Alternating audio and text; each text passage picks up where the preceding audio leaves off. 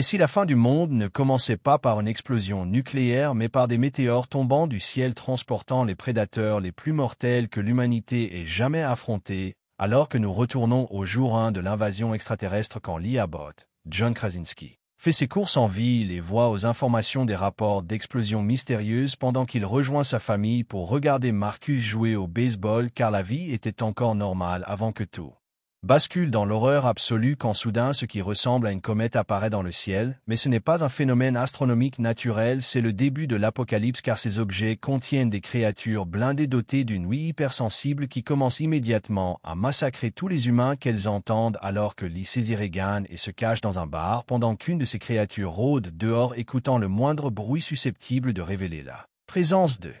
proie vivante, mais le téléphone d'une femme sonne dans le bar attirant instantanément le monstre qui attaque sauvagement pendant que Lee et Regan s'échappent de justesse pour retrouver Evelyn et les garçons alors que 474 jours après cette invasion initiale Evelyn, Emily Blunt, doit maintenant diriger sa famille sans Lee après les événements tragiques du premier film car elle doit protéger Regan, Millie Simon, Marcus, Noah Jupe, et son nouveau-né dans un monde où faire du bruit signifie toujours mourir instantanément pendant qu'ils quittent leur ferme détruite avec un équipement de survie minimal incluant une bonbonne d'oxygène pour le bébé et la radio modifiée de Regan qui peut maintenant servir d'arme sonique contre les créatures alors que la famille progresse silencieusement le long des voies ferrées abandonnées. Evelyn déclenche accidentellement un piège improvisé qui fait s'entrechoquer des bouteilles pendant que Marcus hurle de douleur car sa jambe est prise dans un piège à ours brutal attirant immédiatement une créature affamée, mais Regan active rapidement son implant cochléaire amplifié pour affaiblir le monstre permettant à Evelyn de lui exploser la tête avec son fusil de chasse alors qu'une autre créature approche dangereusement un mystérieux tireur d'élite nommé Ahmed, Cillian Murphy. Les sauve en les emmenant dans son bunker souterrain insonorisé car il vit maintenant seul après avoir perdu sa femme et son fils dans cette apocalypse silencieuse pendant qu'Evelyn soigne la blessure de Marcus, elle apprend qu'Ahmed connaissait Lee et savait qu'il allumait des feux chaque nuit pour signaler sa présence aux autres survivants, mais Ahmed a perdu tout espoir en l'humanité car il croit que les survivants ne valent plus la peine d'être sauvés dans ce monde brutal, alors que Regan capte une transmission radio diffusant Beyond the Sea. En boucle, elle comprend intuitivement que ce n'est pas un hasard, mais un signal codé envoyé par d'autres survivants.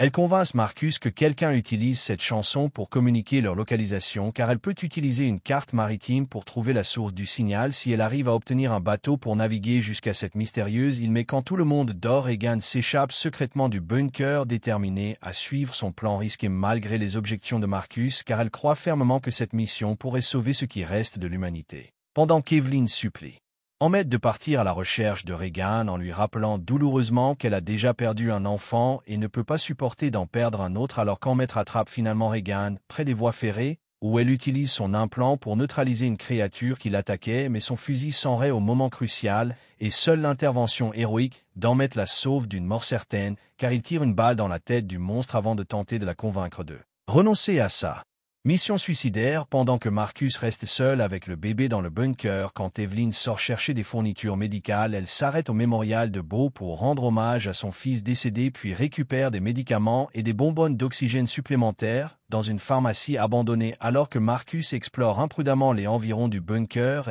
et découvre le cadavre en décomposition de la femme d'Ahmed, mais il fait du bruit en renversant quelque chose attirant une créature. Pendant qu'il court se réfugier dans le bunker, mais s'enferme accidentellement avec le bébé dans le coffre-fort étanche alors que leur réserve d'oxygène s'épuise dangereusement pendant que Regan et Ahmed atteignent la marina pour voler un bateau, ils tombent dans une embuscade tendue par des survivants cannibales dirigés par un homme malade qui veut s'emparer de l'implant cochléaire de Regan car il croit qu'il peut les protéger des créatures, mais Ahmed sacrifie courageusement sa sécurité en créant du bruit pour attirer un monstre qui massacre les cannibales pendant qu'il plonge dans l'eau avec Regan et qu'il s'échappe vers l'île mystérieuse où il découvre une colonie de survivants qui a compris que les créatures ne peuvent pas nager et utilise la radio pour guider d'autres réfugiés vers la sécurité, mais leur arrivée accidentelle d'une créature sur leur bateau met en danger toute la communauté alors que Regan utilise brillamment la station radio pour amplifier son implant cochléaire et diffuser la fréquence mortelle sur toutes les ondes permettant à Marcus d'entendre le signal et de sauver sa mère et le bébé en tuant leur créature pendant que Regan et Ahmed éliminent celle de l'île découvrant finalement que l'humanité peut riposter efficacement contre ces envahisseurs apparemment invincibles.